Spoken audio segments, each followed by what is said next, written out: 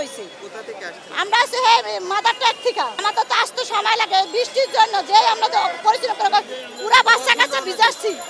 এই যে আমরা বৃষ্টি দাঁড়ায় রয়েছি রাস্তাঘাটে, আমাদের কোনো বাসার জায়গা নাই, আমাদের যে একটা বসার সিট দেবো তাও দেওয়া হয়নি। আমরা রওনা দিছি 8টা বাজে, 2 ঘন্টা আগে রওনা দিছি, তারপরে তো আসতে সময় লেট হয়ে গেছে গা।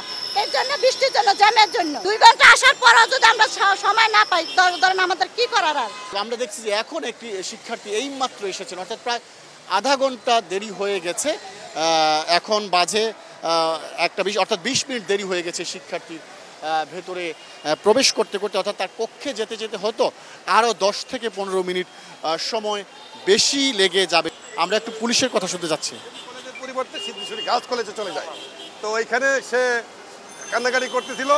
তারপরে তাড়াহুড়া করে একটা রিক্সার বাহু করা হয়েছিল, রিক্সা জোগাড় করেছিল, কিন্তু এই রিক্সা আসলে আসার সময় না। তারপরে আমি আমার নিজের মোটর সাইকেল ছিল, এই মোটর সাইকেলটা এসে তারা দিয়ে গেলাম। এখন সে পরীক্ষা হলে গেছে। আমরা একটু আপনার গল্পটা আরেকবার শুনতে যাচ্ছি যে কি হলো আসলে। একজন পরীক্ষার্থী, সে 10:20-এ, অর্থাৎ 10:20-এ সে ওই যে সিদ্ধেশ্বরী গার্লস কলেজে তার সিট আছে মনে সে আসছে, কিন্তু আসলে তার সিট পড়ছে হলো সিদ্ধেশ্বরী কলেজে, সিদ্ধেশ্বরী গার্লস কলেজে না। তো আমি সিদ্ধেশ্বরী গার্লস কলেজের এই ওইখানে কেন্দ্র ইনচার্জ।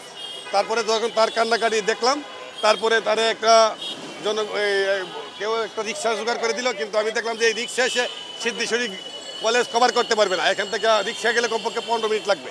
তো আমি নিজের হুন্ডা বের করে তারপরে হুন্ডা দিয়ে তারা দিয়ে গেলাম। আমাদের ডিউটির মধ্যে না পড়লেও মানবিক কারণে দেখা যাচ্ছে যে আমরা অনেক কিছু করোনার সময় করছি, এখনো করছি, ভবিষ্যতে না। কিন্তু আপনাদের যে পুলিশের কুইক রেসপন্স টিম যেটা থাকার কথা আপনাদের কেন্দ্রের সামনে কি ছিল না, যারা হচ্ছে এগুলো বিভিন্ন জায়গায় ঘুরতেছে, বিভিন্ন জায়গায় করতেছে। একটা কেন্দ্রিত কুইক রেসপন্স টিম দাঁড়ায় থাকে না, বিভিন্ন জায়গায় ঘুরে।